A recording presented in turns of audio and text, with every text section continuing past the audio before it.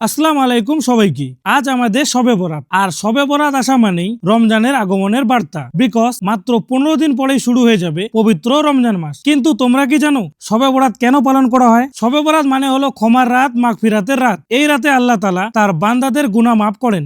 বলা হয় এই রাতেই ঠিক হয়ে যায় আগামী বছরের রিজিক, জীবন মৃত্যু, সুখ দুঃখ সবকিছুর ফয়সালা লেখা হয়। তাই এই রাতে আমরা বেশি বেশি নামাজ পড়ি, কোরআন তেলাওয়াত করি আর আল্লাহর কাছে কাঁদতে কাঁদতে ক্ষমা চাই। শুধু নিজের জন্য না, আমাদের পূর্বপুরুষ, দাদা দাদি, নানা নানি, এমনকি যারা কবরবাসী হয়ে গেছেন, যারা আর আমাদের মাঝে নেই, তাদের জন্য দোয়া করি। সকালে আমরা সবাই মিলে কবরস্থান পরিষ্কার করতে যাই, জঙ্গল ঝাড় আগাছা কেটে পুরো জায়গাটা সুন্দর করে তুলি। আর বিকেলে যাই জিয়ারত করতে, কারণ ওখানেই তো ঘুমিয়ে আছেন আমাদের আপন মানুষগুলো। তারপর বাড়িতে তৈরি হয় স্পেশাল খাবার, চালের রুটি ও সুজি। পুরো বাড়িতে একটা আলাদা পবিত্র পরিবেশ তৈরি হয়। রাতে হয় মিলাদ, দোয়া, ইবাদত। আর তোবারকের জন্য সবাই সবার বাড়ি থেকে রুটি সুজি নিয়ে আসে। সবাই মসজিদে একসাথে বসে মিলাদ পড়ি, নামাজ আদায় করি আর আল্লাহর কাছে মাপ চাই। এভাবেই আমাদের গ্রামে শবে বরাত কাটে, সিম্পল, পিসফুল আর অনেক ভালোবাসায় ভরা। রমজানের আগে মনটাকে পরিষ্কার করার সবচেয়ে সুন্দর একটি রাত এই শবে বরাত। তোমাদের এলাকায় কিভাবে পালন করা হয় কমেন্ট করে জানিও।